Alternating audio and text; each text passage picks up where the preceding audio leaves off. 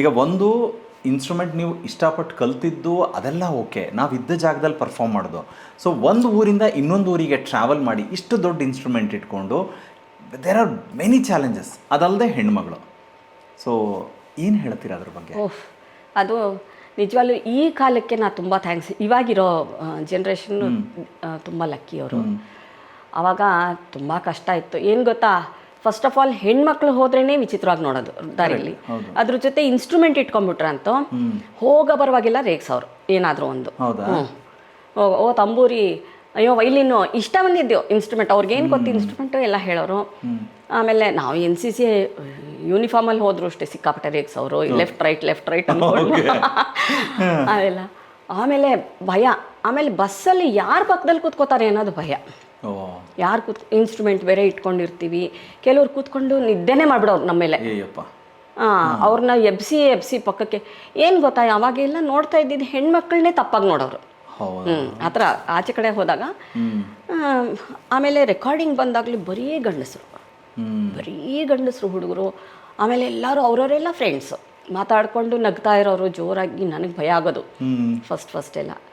ಆಮೇಲೆ ಎಷ್ಟು such a lovely people ಅಂದರೆ ಅವರು. ಆಮೇಲೆ ಒಂಥರ ಫ್ಯಾಮಿಲಿ ಆಗೋಯ್ತಲ್ಲ. ಆಮೇಲೆ ಎಲ್ಲಿ ಸಿಕ್ಕಿದ್ರು ಇವಾಗ್ಲೂ ಅಷ್ಟೇ ಪ್ರೀತಿಯಿಂದ ಮಾತಾಡಿಸ್ತಾರೆ ಎಲ್ಲರೂ ಮ್ಯೂಸಿಷಿಯನ್ಸ್. ಫಸ್ಟ್ ಹೆದರಿಕೆ ತಾನೆ ಆ ಏಜಲ್ಲಿ ನಮಗೆ, ಸಣ್ಣ ವಯಸ್ಸು. ಆಮೇಲೆ ರಾತ್ರಿ ಎಲ್ಲ ಮುಗಿಯೋದಲ್ಲ ರೆಕಾರ್ಡಿಂಗು. ಅವಾಗ ಆಟೋ ಹುಡ್ಕೊಂಡು ಹೋಗ್ಬೇಕಲ್ಲ ಆಟೋನಲ್ಲಿ. ಬಟ್ ಅಂದರೆ ಮತ್ತೆ ವಾಪಸ್ಸೇ ಹೋಗ್ತಿದ್ರ ಮನೆಗೆ? ಅಕ್ಕನ ಮನೆ ಇತ್ತು. ಅಕ್ಕಂದ್ರು ಇಲ್ಲಿ ಕೆಲಸ ಮಾಡ್ಕೊಂಡು ಇಲ್ಲಿ ಬೆಂಗಳೂರಲ್ಲಿ ಇದ್ರು. ನಿಮ್ಗೆ ಅದೊಂದು ಆಪ್ಷನ್ ಇತ್ತು ಅಟ್ಲೀಸ್ಟು. ಆ ಧೈರ್ಯ. ಅಲ್ಲಿವರೆಗೂ ಅವ್ರದಾಗವರೆಗೂ ನಮ್ಮ ಚಿಕ್ಕಪ್ಪನ ಮನೆಯಲ್ಲಿ ಅಲ್ಲಿ ಇರ್ತಾ ಇದ್ದೆ, ನಮ್ಮ ಮಾವನ ಮನೆಯಲ್ಲಿ ಎಲ್ಲ. ಆಮೇಲೆ ಇವ್ರು ಸೆಟ್ಲ್ ನಮ್ಮ ಅಕ್ಕಂದ್ರು ಬಂದಮೇಲೆ. ಸ್ನೇಹಿತರೆ, ಹೆಣ್ಣುಮಕ್ಕಳನ್ನ ನಾವು ಗೌರವಿಸಬೇಕು ಅನ್ನೋದು ಒಂದು ವಿಚಾರ. ಆದರೆ ಈ ಥರದ್ದೆಲ್ಲ ಪ್ರೊಫೆಷನ್ ತೊಗೊಂಡಾಗ ಅದರ ಜೊತೆಗೆ ಹೆಣ್ಣು ಮಕ್ಕಳಿಗೆ ಇರುವಂಥ ಸಾಕಷ್ಟು ಚಾಲೆಂಜಸ್ ಇದೆ. ಅಂದರೆ ನಾವು ಹೊರಗಡೆ ನೋಡಿದಷ್ಟು ಸುಲಭ ಅಲ್ಲ. ಅದನ್ನೆಲ್ಲ ನಿಭಾಯಿಸ್ಕೊಂಡು ಅವರು ಇಷ್ಟಪಟ್ಟಂಥ ಕ್ಷೇತ್ರಗಳಲ್ಲಿ ಸಾಧನೆ ಮಾಡಿ ಹೆಸರು ಮಾಡಿ ಮತ್ತೆ ಇಡೀ ಸಮಾಜಕ್ಕೆ ದೊಡ್ಡ ಮಾರಲ್ ಆಗ್ತಾರೆ ಅಂತ ಹೇಳಿದ್ರೆ, ನಿಜವಾಗ್ಲೂ ಆ ಥರ ಸಾಧನೆ ಮಾಡ್ತಾ ಇರೋವಂಥ ಎಲ್ಲ ಹೆಣ್ಣುಮಕ್ಳಿಗೂ ಈ ಸಂಚಿಕೆ ಮೂಲಕ ನನ್ನ ಕಡೆಯಿಂದ ಒಂದು ಹ್ಯಾಟ್ಸ್ ಆಫ್. ನಾನು ಆಲ್ವೇಸ್ ಐ ರೆಸ್ಪೆಕ್ಟ್ ಮತ್ತು ಇನ್ನೊಂದು ಸಲ ಪ್ರೀತಿಯಿಂದ ಕೃತಜ್ಞತೆ ಸಲ್ಲಿಸ್ತಾ ಇದ್ದೀನಿ. ಹೌದಕ್ಕ, ಈಗ ನಾನು ಹೇಳ್ದಂಗೆ ನೀವು ಅಲ್ಲಿಂದ ಇಲ್ಲಿ ಬಂದು ಚಾಲೆಂಜಸ್ಸು ಅದೆಲ್ಲ ಎದುರಿಸೋದು ಓಕೆ. ಬಟ್ ನಿಮಗೆ ಯಾವತ್ತಾದರೂ ಅನ್ನಿಸ್ತಾ ನಾನು ಆಯ್ಕೆ ಮಾಡ್ಕೊಂಡಿದ್ದು ತಪ್ಪಾಯಿತು? ಬಿಕಾಸ್ ಮ್ಯೂಸಿಷಿಯನ್ಸು ಸಾಮಾನ್ಯವಾಗಿ ನಾನು ಕೆಲವ್ರನ್ನ ಗಮನಿಸಿರೋದು ಅಥವಾ ಕೆಲವ್ರು ಪರ್ಸ್ನಲಾಗಿ ಮಾತಾಡ್ತಾ ಇರೋದು. I don't name the person. ಅವ್ರಂತಾರೆ, ನಾನು ಚೂಸ್ ಮಾಡ್ಕೊಂಡಿದ್ದೇನೆ, ನಾನು ಕ್ಯಾರಿ ಮಾಡೋಕ್ಕೆ ಈಸಿ ಇರಲಿ ಅಂತ ಈ ಇನ್ಸ್ಟ್ರೂಮೆಂಟ್ನ ಚೂಸ್ ಮಾಡಿದೆ ಅಂತ ಹೇಳ್ತಾರೆ. ಬಿಕಾಸ್ ಇಷ್ಟು ದೊಡ್ಡ ಇನ್ಸ್ಟ್ರೂಮೆಂಟು, ನಿಮಗೆ ಟ್ರಾವೆಲ್ ಮಾಡೋದು ದೊಡ್ಡ ಚಾಲೆಂಜಸ್ಸು, ಅದರ ಜೊತೆಗೆ ವೆಯ್ಟು. ಸೊ ನೀವು ಹೊರಗಡೆ ಎಲ್ಲೋ ಟ್ರಾವೆಲ್ ಮಾಡಿದಾಗ ನಿಮ್ಮ ಲಗೇಜ್ ಪರ್ಸ್ನಲ್ ಬಟ್ಟೆಗಳೆಲ್ಲ ಇರುತ್ತೆ, ಎಲ್ಲನೂ ಇಟ್ಕೊಂಡು ತೊಗೊಂಡೋಗ್ಬೇಕು ಅಂದರೆ ಇವಾಗಿನ ಥರ ಅವಾಗೆಲ್ಲ ಇರಲಿಲ್ಲ ವ್ಯವಸ್ಥೆಗಳು. ಸೊ ಅವಾಗ ಯಾವತ್ತಾದರೂ ನಿಮಗೆ ಆ ಥರ ಅನಿಸಿದ್ದುಂಟಾ? ಆ ಥರ ಏನು ಅನ್ಸೋದು ಅಂತಂದರೆ, ಇವಾಗ ನನಗೆ ಈ ಸಂಗೀತ ನೃತ್ಯ ಅಕಾಡೆಮಿದು ಸ್ಕಾಲರ್ಶಿಪ್ಪು ಅದಕ್ಕೆ ಇಂಟರ್ವ್ಯೂ ಇರ್ತಾ ಇದ್ದಿದ್ದು ಧಾರವಾಡದಲ್ಲಿ. ಇಲ್ಲಿಂದ ಧಾರವಾಡಕ್ಕೆ ಹೋಗ್ಬೇಕು ಮೈಸೂರಿಂದ. ಸಿತಾರು ಕಟ್ಬಿಡ್ತಾ ಇದ್ದೆ. ಕಟ್ಬಿಟ್ಟು ಎದುರುಗಡೆ ಇಟ್ಕೊಂಡು ಕೂತಿರ್ತಾ ಇದ್ದೆ, ಅಲ್ಲಾಡ್ತಾ ಇರಲಿಲ್ಲ. ಹೋಗಿ ಇವತ್ತು ಬೆಳಿಗ್ಗೆ 8 ಗಂಟೆಗೆ ಹತ್ತಿದ್ರೆ ರಾತ್ರಿ 8 ಗಂಟೆಗೆ ತಲುಪೋದು. ಅಲ್ಲಿ ನಮ್ಗೆ ಗೊತ್ತಿರೋ ನರಗುಂದದಲ್ಲಿ ಒಬ್ರು ಇದ್ರು. ಅವ್ರು ಬಂದು ನನ್ನನ್ನು ಕರ್ಕೊಂಡು ಹೋಗೋರು ನರಗುಂದಕ್ಕೆ. ಸೊ ಅಲ್ಲಿವರೆಗೂ ಏನೂ ಇಲ್ಲ, ಊಟ ಇಲ್ಲ, ತಿಂಡಿ ಇಲ್ಲ, ಹೋಗಂಗಿಲ್ಲ. ಹೋಗಕ್ಕೆ ಭಯ ಅಲ್ಲ. ಅದನ್ನ ಮಾತ್ರ ತುಂಬ ಅನುಭವಿಸ್ಬಿಟ್ಟಿದ್ದೀನಿ ನಾನು. ನಮ್ಮ ರೆಕಾರ್ಡಿಂಗ್ಸಲ್ಲೂ ಅಷ್ಟೇ ಕರೆಕ್ಟಾಗಿ ಅನುಕೂಲ ಇರ್ತಾ ಇರಲಿಲ್ಲ. ಮನೆಗೆ ಹೋಗೋವರೆಗೂ ನಾನು ಹೋಗ್ತಾ ಇರಲಿಲ್ಲ. ನೋಡಿ ಎಷ್ಟು ಕಷ್ಟ, ತುಂಬ ಕಷ್ಟ ವಿಚಾರಗಳು. ಆವಾಗ ಮಾತ್ರ ಅನ್ಸೋದು, ಅಯ್ಯೋ ಗಂಡು ಹುಡುಗರಾದ್ರೆ ಎಷ್ಟು ಆರಾಮ ಅವ್ರಿಗೆ, ಹೆಣ್ಮಕ್ಳಿಗೆ ಎಷ್ಟು ಕಷ್ಟ ಅಂತ. ಅಷ್ಟೇ ಅವಾಗ ಮಾತ್ರ ಅನ್ಸಿದ್ದಷ್ಟೇ. ಅದು ಬಿಟ್ಟರೆ ಇನ್ಯಾವ ವಿಷಯದಲ್ಲೂ ನನಗೆ ಆ ಥರದ್ದೇನು ಅನ್ಸ. ಬಟ್ ಇನ್ಸ್ಟ್ರೂಮೆಂಟ್ ಬಗ್ಗೆ ನಿಮ್ಗೆ ಆ ಥರ ಬೇಜಾರು ಅನ್ಸೂ ಇಲ್ಲ? ಅಯ್ಯೋ ಪಾಪ, ಅದೊಂಥರ ಮಗು ಥರ ಅನ್ಸ್ಬಿಡೋದು ನನಗೆ. ಸೊ ನೀವು ಅಂದರೆ ಅಷ್ಟು ಸಣ್ಣ ವಯಸ್ಸಿಂದನೇ ಆ ಥರ ಮನಸ್ಥಿತಿಲೇ ಅದರ ಜವಾಬ್ದಾರಿ ನಿಮ್ಮ ಮಗು ಅಂತ ತಗೊಂಡ್ರಿ. ಆ್ಯಕ್ಚುಲಿ ಹಾಗಾಗಿ ಅದು ನಿಮ್ಮನ್ನು ಎಷ್ಟು ಚೆನ್ನಾಗಿ ನೋಡ್ಕೊಳ್ತಾ ಇದೆ ಅಲ್ಲ? ಖಂಡಿತ ಅಲ್ಲ. ಆ್ಯಕ್ಚುಲಿ ನಮ್ಮ ಮನೆಯಲ್ಲಿ ಅದು ಎಲ್ಲೋ ಇಟ್ಬಿಟ್ರೆ ಯಾರೋ ಬಂದ್ಬಿಟ್ಟು ಏನೋ ಮಾಡ್ಬಿಡ್ತಾರೆ ಅಂತ ನಾನು ಪಕ್ಕದಲ್ಲಿ ಇಟ್ಕೊಂಡು ಮಲ್ಕೋತಾ ಇದ್ದೆ ನಾನು. ಹೌದಾ? ಸೊ ಕಂಪ್ಲೀಟ್ಲಿ ಹಾಗಾದ್ರೆ ಬೆಂಗಳೂರಿಗೆ ಮತ್ತೆ ಬೆಂಗಳೂರಿಯನ್ ಆಗಿದ್ದೆ ಯಾವಾಗ? ಅದೇ ಓದಿ ಎಲ್ಲ ಮುಗಿದ್ಮೇಲೆ ಬಂದೆ 88 89 ಹೊತ್ತಿಗೆ. ಓಕೆ. ಸೊ ಅಂದರೆ ಅಕ್ಕ, ಯಾಕೆ ಈ ವಿಚಾರಗಳು ಕೇಳ್ತಾ ಇದ್ದೀನಿ ಅಂತ ಹೇಳಿದ್ರೆ, ನಿಮ್ಮ ಸಿತಾ ಜರ್ನಿಯನ್ನು ನೋಡಿದ್ರೆ ಆ್ಯಸ್ ಎ ಪ್ಲೇಯರ್ ಅಂತನೋ ಆ್ಯಸ್ ಎ ಮ್ಯೂಸಿಷಿಯನ್ ಅಂತನೋ ನೋಡಿದಾಗ you have cross 45 years and it is not a easy thing. 45 ವರ್ಷ ಈ ಒಂದು ವಾದ್ಯದಲ್ಲಿ ಒಬ್ಬ ಹೆಣ್ಣುಮಗಳು, ಆ್ಯಂಡ್ ನೀವು ಬಂದ ಟೈಮಲ್ಲಿ ಐ ಥಿಂಕ್ ಹೆಣ್ಮಕ್ಳು ಯಾರೂ ಸಿತಾರ್ ಪ್ಲೇಯರ್ ಇರಲೇ ಇಲ್ಲ ಅಲ್ವಾ? ಅದು ಎಲ್ಲ ಚಾಲೆಂಜಸ್ನ ಜೊತೆಗೆ ಅದನ್ನು ವಿನ್ ಮಾಡಿಕೊಂಡು ನಿಮ್ಮದೇ ಆದಂಥ ಐಡೆಂಟಿಟಿ ತೊಗೊಳೋದಿದೆಯಲ್ಲ, ಐ ಥಿಂಕ್ ಇಟ್ ಈಸ್ ತುಂಬ ದೊಡ್ಡ ವಿಚಾರ ಅದು. ಸೊ ಒಬ್ಬ ಮ್ಯೂಸಿಕ್ ಡೈರೆಕ್ಟರ್ ಜೊತೆ ಕೆಲಸ ಮಾಡಬೇಕಾದ್ರೆ ಒಬ್ಬೊಬ್ಬರು ಮೈಂಡ್ಸೆಟ್ ಒಂದೊಂದಿರುತ್ತೆ. ಆಮೇಲೆ ಕೆಲವರು ಮನೋಧರ್ಮಕ್ಕೆ ಬಿಡ್ತಾರೆ ಅಂತ ಹೇಳ್ತಾರೆ, ಇನ್ನು ಕೆಲವರು ಇಲ್ಲ ನಾನು ಹೇಳಿದ್ದೇ ನುಡಿಸ್ಬೇಕು ಅಂತ ಇರುತ್ತೆ. ಸೊ ರೆಕಾರ್ಡಿಂಗ್ ಅಂದರೆ ಸಿನಿಮಾಗೆ ಬಂದಾಗಿನ ಜರ್ನಿ ಏನಿದೆಯಲ್ಲ ಅಕ್ಕ, ಅದ್ರ ಬಗ್ಗೆ ಹೇಳ್ಬೋದಾ? ಅದೇ ನೀವು ಹೇಳ್ದಂಗೆ ಒಬ್ಬೊಬ್ರದ್ದು ಮೆಂಟಾಲಿಟಿ ಒಂದೊಂದು ಥರ. ಒಬ್ಬರು ಅವಕಾಶ ಕೊಡ್ತಾರೆ ಏನಾದ್ರು ಚೇಂಜ್ ಮಾಡು ಅಂತ, ಕೆಲವರು ಬೇಡ ಬೇಡ ಅಂತ ಹೇಳ್ತಾರೆ. ಇಲ್ಲಿ ಬಂದ ಮೇಲೆ ನನಗೆ ನಿಜವಾಗ್ಲೂ ಹೇಳ್ತೀನಿ ಕೇಳಿ, ಬರೀ ರೇಡಿಯೋದಲ್ಲಿ ಹೆಸರು ಕೇಳಿ ಅಭ್ಯಾಸ. T G Lingappa, Vijayabhaskar, G K Venkatesh, ಹೀಗೆ ಹೆಸರು ಕೇಳಿ ಗೊತ್ತು, ಅವ್ರು ಹೇಗಿದ್ದಾರೆ ಅಂತ ಗೊತ್ತಿಲ್ಲ. ಇಲ್ಲಿ ಬಂದ ಮೇಲೆ ನನಗೆ ಚಿವುಟ್ ನೋಡ್ಕೊಳಂಗೆ ಆಗ್ತಾಯಿತ್ತು. ಆಮೇಲೆ ನಾನು ಇನ್ನೂ ಸ್ಟೂಡೆಂಟ್ ಅಲ್ವಾ ಅವಾಗ, ಹಿಂಗೆ ಬಂದುಬಿಟ್ಟು ನೋಡು ನಾನು ವಿಜಯಭಾಸ್ಕರ್ಗೆ ನುಡಿಸ್ದೆ ಅಂತಾರೆ, ನಂಬೇಕಲ್ಲ ಯಾರಾದರೂ. ಕರೆಕ್ಟ್. ಆಹಾ ಏನು ಹೇಳ್ತಾ ಇದೆಯಾ ಅಂತ. ಆಮೇಲೆ ನಾವು ಎಷ್ಟೋ ಸರಿ ನಾವು ಬಸ್ಸಲ್ಲೆಲ್ಲ ಹೋಗುವಾಗಲ್ಲಿ ಯಾರೋ ರೇಡಿಯೋನಲ್ಲಿ ನಾವು ನುಡಿಸಿರೋ ಹಾಡುಗಳು ಕೇಳಿಸ್ತಾ ಇರೋದು. ಎಷ್ಟು ಖುಷಿ ಆಗತ್ತೆ. ಅವಾಗ ಯಾರ ಹತ್ರನೂ ಹಂಚ್ಕೊಳಕ್ಕಾಗಲ್ಲ. ಅಂದರೆ ತುಂಬ ಒಳ್ಳೆ ಎಕ್ಸ್ಪೀರಿಯನ್ಸು. ಅಂದರೆ ಕಲಿಬೇಕು ಅನ್ನೋ ಮನಸ್ಥಿತಿ ಇರೋರಿಗೆ. ಕರೆಕ್ಟ್. ಆಮೇಲೆ ತುಂಬ ತಪ್ಪುಗಳಾಗುತ್ತೆ, ತುಂಬ ಅದನ್ನ ತಿದ್ಕೋಬೇಕಾಗತ್ತೆ. ನನಗಾಯ್ತು ಆ ಥರ ತುಂಬ ತಪ್ಪುಗಳು. ಅಂದರೆ ಎಲ್ಲ ಟ್ಯೂನಿಂಗ್ ಇಂದ ಹಿಡಿದು, ಯಾಕಂದರೆ ಯಾವ್ಯಾವುದೋ ಶ್ರುತಿ ಇರುತ್ತೆ, ನಾ ಟ್ಯೂನಿಂಗ್ ಹೆಂಗೆ ಮಾಡ್ಕೋಬೇಕು, ಟ್ರಾನ್ಸ್ಪೋಸ್ ಮಾಡ್ಕೊಳ್ಳೋದು ಕಲಿತೆ ಅವಾಗಲೇ ಒಂದೇ ಟ್ಯೂನಿಂಗ್. ಈಗ ಅದೇ ನನಗೆ 2-3 ಪ್ರಶ್ನೆ ಇದೆ ಅಕ್ಕ ಈ ವಿಚಾರದಲ್ಲಿ. ಒಂದು, first of all, first cinema ಅಂತ ನೋಡಿಸಿದ್ದು ಯಾವ ಮ್ಯೂಸಿಕ್ ಡೈರೆಕ್ಟ್ರು, ಯಾವ ಸಿನಿಮಾಗೆ? ಸಿನಿಮಾ ಅಂತ ನಾನು ಇವರು ತುಂಬ ಅದು ನೆನಪಾಗ್ತಾ ಇಲ್ಲ ಯಾರಿಗೆ ಫಸ್ಟ್ ಅಂತ. ಆದರೆ ಇಲ್ಲೇ ಲೋಕಲಲ್ಲಿ ತುಂಬ ಸುಖದೇವ್ ಅವ್ರದ್ದು, ಇನ್ನೊಂದಿಬ್ಬರು ಹೆಸರು ನೆನಪಾಗ್ತಿಲ್ಲ, ಅವ್ರದ್ದೆಲ್ಲ ನುಡಿಸಿದ್ದೆ ಸಿನಿಮಾಕ್ಕೆ. ಇವ್ರದ್ದು ಅಂತ ಬಂದರೆ GKV, ಓಕೆ, ಆಮೇಲೆ ವೈದಿ, ವಿಜಯಭಾಸ್ಕರ್, ಅವ್ರದ್ದೆಲ್ಲ ಒಂದು ಟೈಮಲ್ಲಿ ಒಟ್ಟಿಗೆ ಬಂತು ಹಾಗೆ. ಸೊ ನಾನು ಕೇಳ್ಪಟ್ಟ ಹಾಗೆ ವಿಜಯಭಾಸ್ಕರ್ ಅವ್ರದ್ದು ಆಲ್ಮೋಸ್ಟ್ ಅಂದರೆ ನೀವು ಎಂಟ್ರಿ ಆದ್ಮೇಲಿಂದ, ಪರಿಚಯ ಆದ್ಮೇಲಿಂದ ಅವರ ಕಡೆಯ ಸಿನಿಮಾವರೆಗೂ ನೀವು ಪ್ಲೇ ಮಾಡಿದ್ದೀರಾ? ಹೌದು. 1-2 ಸಿನಿಮಾ ಮಿಸ್ ಆಗಿದೆ, ಯಾಕಂದ್ರೆ ನನಗೆ ಅವಾಗ ಎಕ್ಸಾಮ್ ಇತ್ತು ಅಂತ. ಹಾಂ. ಅಂದರೆ ನೀವು ಲೆಕ್ಕ ಏನಾದರೂ ಇಟ್ಟಿದ್ದೀರಾ ಎಷ್ಟು ಪ್ಲೇ ಮಾಡಿದ್ದೀರಿ? ಆ್ಯಕ್ಚುಲಿ ಇಟ್ಟಿದೆ.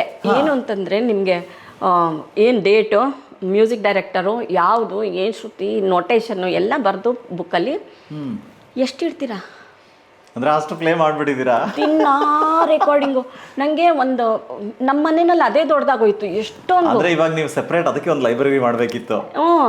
ಆಮೇಲೆ ತೂಕಕ್ಕೆ ಹಾಕ್ಬಿಟ್ಟೆ ಇಲ್ಲ. ಓ, ಬಟ್ ಇರಬೇಕಾಗಿತ್ತು ಅಂತ ಇವಾಗ ಅನ್ಸುತ್ತೆ ನನಗೆ. ನಿಜ.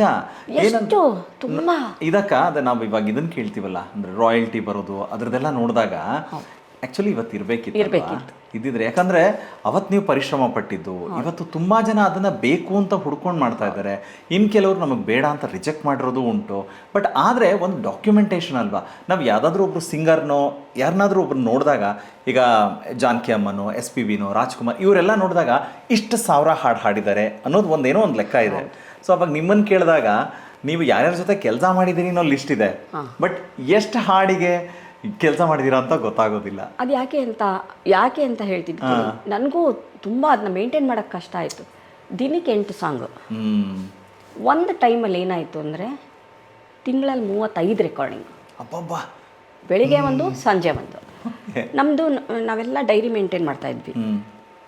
3 ತಿಂಗಳು ಬುಕ್ ಆಗೋಗಿರೋದು ಡೈರಿ. ಆ ಥರ ಸತತವಾಗಿ ಎಷ್ಟೋ ವರ್ಷ ಮಾಡಿದ್ದೀವಿ, ಅಷ್ಟು ಬ್ಯುಸಿಯಾಗಿ. ದಿನಕ್ಕೆ 8-10 ಸಾಂಗು, 2 ಪ್ರಾಜೆಕ್ಟ್, ಎಷ್ಟು ಬುಕ್ ಇಡ್ತೀರಾ? ಕರೆಕ್ಟ್. ಹೌದು, ಅದು ಕಷ್ಟನೇ. ಬಟ್ ಇದ್ದಿದ್ರೆ ಇವಾಗ ಒಂದು ಏನೋ ಖಂಡಿತ ಹೌದು ಉಪಯೋಗ ಆಗಿರೋದು ಇರಲಿ ಅಕ್ಕ. ಇದು ಮ್ಯೂಸಿಕ್ ಡೈರೆಕ್ಟರ್ಗಳನ್ನ ನೀವು ಹೇಳ್ದಂಗೆ ಅಲ್ಲಿಂದ ಇವತ್ತು ಪ್ರೆಸೆಂಟ್ ಯಾರಿದ್ದಾರೆ, ಹೊಸಬ್ರು ಬರೋರು, ಎಲ್ಲರ ಜೊತೆಗೂ ಕೆಲಸ ಮಾಡಿದ್ದೀರಾ. ನಿಮಗೆ ಓವರಾಲ್ ಜ್ಞಾಪಿಸ್ಕೊಂಡ್ರೆ ತುಂಬ ಚಾಲೆಂಜ್ ಅನಿಸಿದ್ದು ಯಾವುದು? ಚಾಲೆಂಜಿಂಗು ಅಂತ ಹೇಳಿದ್ರೆ ಎಲ್ಲಾನು ಚಾಲೆಂಜಿಂಗೆ ನೋಡೋಕೆ ಹೋದರೆ. ಯಾಕಂದರೆ ಎಲ್ಲ ಹೊಸದೇ ಪ್ರತಿಯೊಂದೂ. ಆಮೇಲೆ ಸಿನಿಮಾಗೆ ನುಡ್ಸೋದು ಕೆಲವು ಸರಿ ಬೇರೆ ಥರ ಇರುತ್ತೆ, ಇದಕ್ಕೆ ಬೇಸಿಕ್ ಪ್ರಾಜೆಕ್ಟ್ಗೆ ಬೇರೆ ಥರ ಇರುತ್ತೆ. ಹೌದು. ಒಬ್ಬೊಬ್ಬರು ಮ್ಯೂಸಿಕ್ ಡೈರೆಕ್ಟರ್ ಹತ್ರ ಒಂದೊಂದು ಥರ ಕೆಲಸ, ಚಾಲೆಂಜಿಂಗೇ ಎಲ್ಲ. ಅದರಲ್ಲಿ ಒಂದೊಂದು ಸರಿ ನನಗೆ ಕಷ್ಟ ಆಗ್ತಾ ಇದ್ದಿದ್ದು ಅಂತಂದರೆ ನೆನಪಾಗೋದು ಅಂದರೆ ರೀರೆಕಾರ್ಡಿಂಗಲ್ಲಿ ಏನಾಗೋದು, ಒಂದೆಷ್ಟೋ ದೊಡ್ಡ ರೀಲ್ ಅದು ಒಂದು 700 ಅಡಿ 800 ಅಡಿ ಇರೋವಂಥದ್ದು. ಅದರಲ್ಲಿ ಫಸ್ಟ್ ಏನೋ ಚೇಸು ಅದು ಇದು ಇರೋದು ಹೀರೋ, ಲಾಸ್ಟಲ್ಲಿ ಬಂದು ಆಸ್ಪತ್ರೆಯಲ್ಲಿ ತಾಯಿ ಇರ್ತಾಳೆ ಅಮ್ಮ ಅಂತ ಬಂದು ಹೇಳ್ತಾನೆ. ಆ ಅಮ್ಮ ಅನ್ನುವಾಗ ಸಿತಾರು ಬರುತ್ತೆ. ಇಷ್ಟೊತ್ತು ಈ ಚೇಸು ಫೈಟಿಂಗು ಎಲ್ಲ ಬೇರೆ ಶ್ರುತಿನಲ್ಲಿರುತ್ತೆ. ಅಮ್ಮ ಅಂದ ತಕ್ಷಣ ಅದು ಬೇರೆ ಶ್ರುತಿನಿಂದ, ಯಾಕೆಂದರೆ ಅದ್ರ ನೆಕ್ಸ್ಟ್ ರೀಲಲ್ಲಿ ಸಾಂಗ್ ಇದೆ. ಆ ಸಾಂಗ್ ಯಾವ ಶ್ರುತಿನಲ್ಲಿದೆ ಆ ಶ್ರುತಿಗೆ ಇದು ಲೀಡ್ ಕೊಡಬೇಕು. ಸೊ ಅಲ್ಲಿಗೆ ಆ ಶ್ರುತಿನಲ್ಲಿ ನುಡಿಸ್ಬೇಕು. ಇದಾದ ತಕ್ಷಣ ನಾವು ಆ ಬೇರೆ ಶ್ರುತಿ ಅಂದ ತಕ್ಷಣ ನಮ್ಗೆ ಅಪಶ್ರುತಿ ಅಂತ ಅನ್ಸ್ಬಿಡುತ್ತೆ ತಕ್ಷಣನೇ. ಅರೆ ಏನಿದು ಅಂತ ಅಂದ್ಕೊಂಡು ನಿಲ್ಲಿಸ್ಬಿಡ್ತಾ ಇದ್ದೆ. ಹಾಗೆ ಒಂದು ಆಗೋದು 2-3 ಕಟ್ ಆಗೋದು, ಹಾಗೆಲ್ಲ ರೀಲೆಲ್ಲ ತಿರುಗಿಸ್ತಾ ಇದ್ದಿದ್ದು. ಪಾಪ ಮ್ಯೂಸಿಕ್ ಡೈರೆಕ್ಟರ್ಗಳು ತುಂಬ ಏನೋ ಬೇಜಾರು ಮಾಡ್ಕೋತಾ ಇರಲಿಲ್ಲ, ತಗೊಳ್ಳೋಣಮ್ಮ ಇನ್ನೊಂದು ಅಂತ. ನಮಗೇನೆ ಒಂಥರ ತುಂಬ ಗಿಲ್ಟ್ ಆಗೋದು ಆ ಥರ. ಅದೊಂದೆಲ್ಲ ಕೆಲವು. ಆಮೇಲೆ ನಮಗೆ ಇನ್ನೂ ದೊಡ್ಡ ಚಾಲೆಂಜಿಂಗು ಅಂದರೆ ಮನೋರಂಜನ್ ಪ್ರಭಾಕರ್ ಸರ್.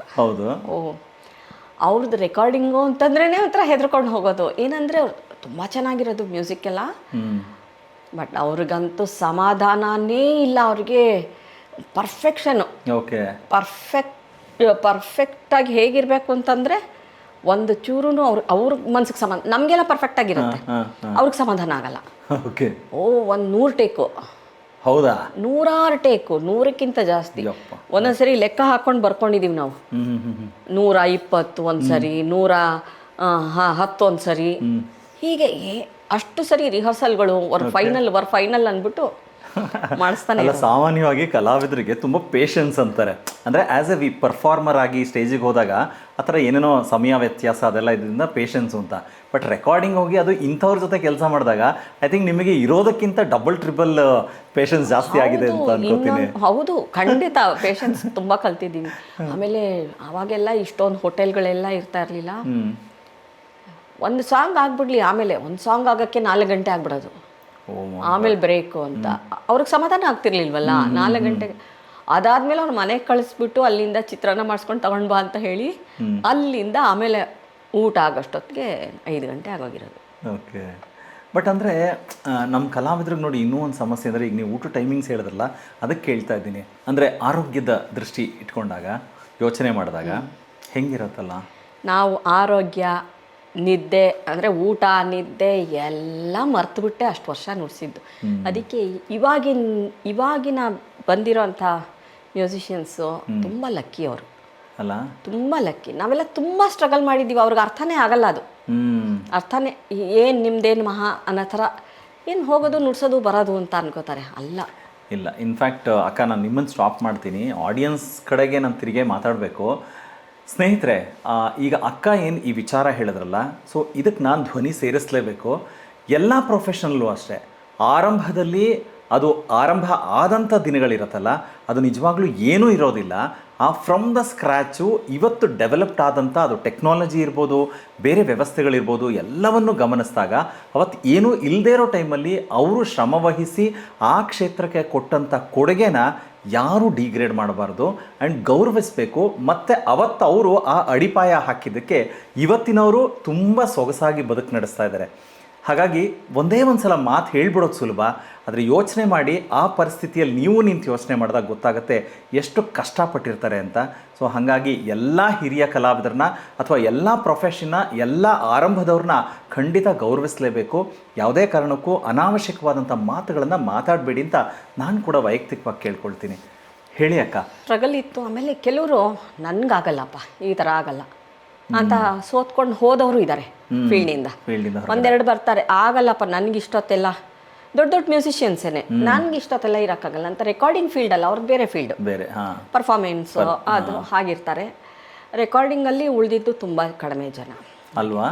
ಅದೇನೆ ನೋಡಿ, ಈ ಒಳಗಡೆ ಇನ್ನರ್ ಫ್ಯಾಕ್ಟ್ಸು ತುಂಬ ಜನಕ್ಕೆ ಗೊತ್ತಿಲ್ಲ. ಕೆಲವರು ಏನಂತ ಹೇಳಿದ್ರೆ, ನನಗೆ ಲೈವ್ ಆನ್ ಸ್ಟೇಜಲ್ಲಿ ಪರ್ಫಾರ್ಮ್ ಮಾಡೋ ಆ್ಯಸ್ ಎ ಪರ್ಫಾರ್ಮಿಂಗ್ ಆರ್ಟಿಸ್ಟ್ ನನಗೆ ಇಷ್ಟ ಆಗ್ತಾರೆ, ಬಟ್ ರೆಕಾರ್ಡಿಂಗಲ್ಲಿ ನನ್ನ ಸಮಯ ಅಷ್ಟೊತ್ತು ಸ್ಪೆಂಡ್ ಮಾಡೋದಿರ್ಬೋದು, ಅಂದರೆ ಎಲ್ಲ ಆಸ್ಪೆಕ್ಟ್ಸಿಂದ, ಒಂದು ಟೈಮು, ಇನ್ನೊಂದು ದುಡ್ಡಿನ ವಿಚಾರ ಇರ್ಬೋದು, ಮತ್ತು ತಿರ್ಗಾ ಅಲ್ಲಿನ ವ್ಯವಸ್ಥೆಗಳನ್ನು ಗಮನಿಸಿದಾಗ. ಬಟ್ ಏನಂತ ಹೇಳಿದ್ರೆ, ಒಂದು ನಾವು ಖುಷಿ ಕೊಟ್ಟ ಮೇಲೆ ಆ ಕ್ಷೇತ್ರದಲ್ಲಿದ್ದು ಏನೇ ಬಂದರೂ ಪ್ಲಸ್ಸು ಮೈನಸ್ಸು ನಿಭಾಯಿಸಿದಾಗ ಒಬ್ಬ ಸಕ್ಸಸ್ಫುಲ್ ಪರ್ಸನ್ ಆಗ್ತಾರೆ ಅಂತ ಹೇಳಿದ್ರೆ ಅದು ನೀವಾಗಿದ್ದೀರಾ. ಅದು ಭಾಳ ಖುಷಿ ಅನಿಸುತ್ತೆ. ಅಲ್ಲ, ಕೆಲವು ಸರಿ ಎಷ್ಟೋ ರೆಕಾರ್ಡಿಂಗ್ಸ್ ನಮಗೆ ನಾಳೆ ಕೊಡ್ತೀನಿ ಅಂದಿದ್ದು ಆ ನಾಳೆ ಇವತ್ತವರೆಗೂ ಬಂದಿಲ್ಲ. ಓ, ಪೇಮೆಂಟ್ಸ್ ಎಲ್ಲ ಆಗಿದೆ, ಆದರೆ ತುಂಬ ಆಗಿದೆ, ಆ ಥರದ್ದೆಲ್ಲ ತುಂಬ ಆಗಿದೆ. ಆದರೆ ನಮಗೇನಾಗುತ್ತೆ, ಒಂದು ಮುಗಿಸಿ ನಮಗೆ ಆ ತೃಪ್ತಿ ಇರುತ್ತಲ್ಲ ಸಂಗೀತದ, ನಾವು ಪರ್ಫಾರ್ಮ್ ಮಾಡಿರೋದು, ಅದ್ರ ಮುಂದೆ ಇದು ನಮಗೆ ನಗಣ್ಯ. ಆಮೇಲೆ ಒಂದು ಸ್ವಲ್ಪ ದಿನ ಅನಿಸುತ್ತೆ, ಆಮೇಲೆ ಮರ್ತೋಗುತ್ತೆ. ಇನ್ನೂ ಹೇಳಬೇಕು, ಎಲ್ಲನೂ ಒಂದೇ ಹೇಳಬಾರ್ದು, ಇನ್ನೂ ಏನು ಹೇಳಬೇಕು. ಕೆಲವು ಸರಿ ಮೆಚ್ಚಿ ನಮ್ಮ ಪೇಮೆಂಟ್ ಎಷ್ಟು ಅಂತ ಹೇಳಿರ್ತೀವಿ, ಅದಕ್ಕಿಂತ ಜಾಸ್ತಿ ಕೊಟ್ಟಿದ್ದು ಇದೆ. ಒಬ್ಬರಂತೂ ಎಲ್ಲಿಂದನೋ ಬಂದಿದ್ರು, ಬೇರೆ ದೇಶದಿಂದ, ಅಂದರೆ ಇಂಡಿಯನ್ನೇ, ಇಲ್ಲಿ ರೆಕಾರ್ಡಿಂಗ್ ಮಾಡಿಸ್ಕೊಂಡು ಹೋಗಿ ಮತ್ತೆ ಅವ್ರಿಗೆ ತುಂಬ ಸಂತೋಷ ಆಗೋಯ್ತು. ಆಮೇಲೆ ಎಲ್ಲ ಕೇಳಿ ಮತ್ತೆ ಇಲ್ಲಿ ಯಾರು ಕಾಂಟ್ಯಾಕ್ಟಲ್ಲಿ ಇದ್ರಲ್ಲ ಅವ್ರಿಗೆ, ಯಾರು ನಮ್ಗೆ ರೆಕಾರ್ಡಿಂಗ್, ಅವ್ರ ಹತ್ರ ಮತ್ತೆ ಎಕ್ಸ್ಟ್ರಾ ದುಡ್ಡು ಕಳಿಸ್ಬಿಟ್ಟು ನಮ್ಮ ಆರ್ಟಿಸ್ಟ್ಗೆಲ್ಲ ಕೊಟ್ಬಿಡಿ ಅಂತ. ಗ್ರೇಟ್. ಆ ಥರನೂ ನಡೆದಿದೆ. ಸೊ ನಿಜ ಅಕ್ಕ, ಅಂದರೆ ಇದು ಎಲ್ಲ ಪ್ರೊಫೆಷನಲ್ಲೂ ಇದೆ. ಇವಾಗ ನನಗೂ ನಿರೂಪಣೆ ಇಲ್ಲ ಆ ಥರ. ನಾನು ಅಂದರೆ ಇಂಥ ವಿಚಾರಗಳು ಕೇಳಿದಾಗ ಬರೀ ಒನ್ ಸೈಡೆಡ್ ಯಾಕೆ ಮಾತಾಡ್ತೀರಾ? ಸೊ ಇವಾಗ ನೀವು ಹೇಳ್ತಾ ಇದ್ದೀರಾ ನೋಡಿ, ಸೊ ಈಗ ಮೈನಸ್ ಇದೆ, ಆದರೆ ಪ್ಲಸ್ ಇರೋದನ್ನು ಯಾರೂ ಮಾತಾಡೋದೇ ಇಲ್ವಲ್ಲ. ಸೊ ನೀವು ಇವಾಗ ಹೇಳ್ತಿದ್ದೀರಾ, ತುಂಬ ಜನ ಅದು ಖುಷಿ ಪಟ್ಟಾಗ ಆ ಒಂದು ಸಾಧನೆ ಮಾಡಿದ್ದನ್ನು ಕೆಲಸ ಗುರುತಿಸ್ಬಿಟ್ಟು ಬೆನ್ತಟ್ಟಿ ಜಾಸ್ತಿ ಕೊಡೋದು ಇದ್ದೇ ಇದೆ ಅಂತ. ಇಟ್ಸ್ ಇನ್ಸ್ಪೈರಿಂಗ್ ಅಗೇನ್ ನೀವು ಹೇಳೋ ಮಾತುಗಳು. ಹೌದು ಅಕ್ಕ, ಈಗ ಇನ್ಸ್ಟ್ರೂಮೆಂಟ್ ಅಂತ ನಾನು ತೊಗೊಂಡಾಗ ಸಿತಾರ್ ನೋಡಿದಾಗ ನೋಡೋಕ್ಕೆ ಇಷ್ಟು ತಂತಿಗಳು, ಅದನ್ನು ಕಲ್ತ ಮೇಲೆ ನುಡ್ಸೋದು ಈಸಿ ಇದೆಲ್ಲ ಅಂತ. ನೀವು ರೆಕಾರ್ಡಿಂಗ್ ಪ್ಯಾಟ್ರನ್ ಬಂದಾಗ ಹೇಳಿದ್ರಿ, ಸ್ವಿಚ್ ಓವರ್ ಆಗೋದಿದೆಯಲ್ಲ, ಅದು ಇಟ್ಸ್ ಎ ಬಿಗ್ ಚಾಲೆಂಜ್. ನಾನು ಅವಾಗಷ್ಟೇ ಕಲಿತಾ ಇದ್ದೆ ಈ ಥರದ್ದೆಲ್ಲ ಅಂತ. ಸೊ ನನಗೆ ಆ ಒಂದು ಪರ್ಟಿಕ್ಯುಲರ್ ಏನಾದರೂ ಒಂದು ವಿಚಾರನ ಡೆಮಾನ್ಸ್ಟ್ರೇಟ್ ಮಾಡಿ ಹೇಳ್ಬೋದಾ ನೀವು? ಮಾಡ್ಬೋದು. ಓಕೆ, ಮಾಡ್ಬೋದು. ಓಕೆ, ನನಗೆ ದಯವಿಟ್ಟು ಅದು ತೋರಿಸಿ.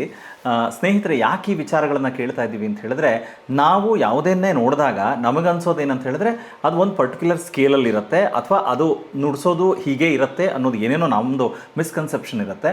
ಬಟ್ ಆದರೆ ಇಲ್ಲ, ಅದನ್ನು ಟ್ಯೂನಿಂಗ್ ಮಾಡಿಕೊಂಡು ಇದನ್ನು ಬಳಸೋ ರೀತಿ ಹೇಗಿರುತ್ತೆ ಅನ್ನೋದು ಒಂದು ಸಣ್ಣ ಝಲಕ್ ಈಗ ಅಕ್ಕ ತೋರಿಸ್ತಾರೆ, ನೋಡೋಣ ಅದನ್ನು.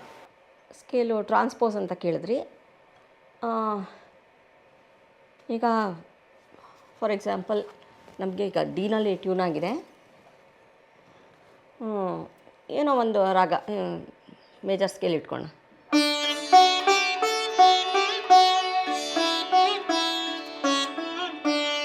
ಈ ಥರ ಡಿನಲ್ಲಿ ನಾವು ನುಡಿಸ್ತೀವಿ. ಇದನ್ನ ಅವರು ಸಿನಲ್ಲಿ ಕೇಳ್ತಾರೆ.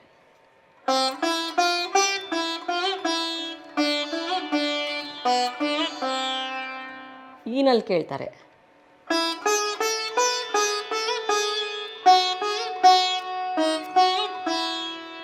ಈ ಥರ ಇದ್ದಾಗ ಕೆಲವು ಪರ್ದ ಸಿಕ್ಕಲ್ಲ, ಅದಕ್ಕೆಲ್ಲ ಅದಲ್ಲಿ ಸ್ವಲ್ಪ ಅಡ್ಜಸ್ಟ್ ಮಾಡ್ಕೊಳ್ಬೇಕಾಗುತ್ತೆ. ಈ ಥರದ್ದೆಲ್ಲ ಎಫಲ್ಲಿ ಕೇಳ್ತಾರೆ ಅಂತ ಅಂದ್ಕೊಳ್ಳಿ.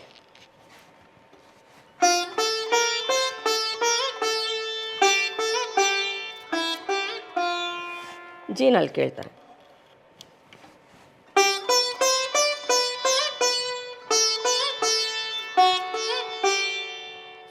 ಏನಲ್ಲಿ ಕೇಳ್ತಾರೆ ಅಂದರೆ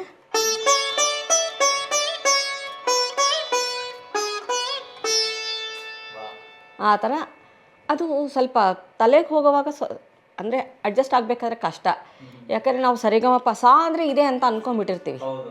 ಅದು ಬೇರೆನೇ ನಾವು ಸಾ ಮಾಡ್ಕೊಂಡು ನುಡಿಸ್ಬೇಕಾದ್ರೆ ಅದು ಆ ಮೈಂಡ್ ಸೆಟ್ ಸ್ವಲ್ಪ ತುಂಬ ಟೈಮ್ ತಗೊಳುತ್ತೆ. ಸ್ವಲ್ಪ ಅದು ನೋಡಿಕೊಂಡು ಮಾಡಬೇಕು, ಅದು ಸ್ವಲ್ಪ ಅಭ್ಯಾಸ ಬೇಕಷ್ಟೆ.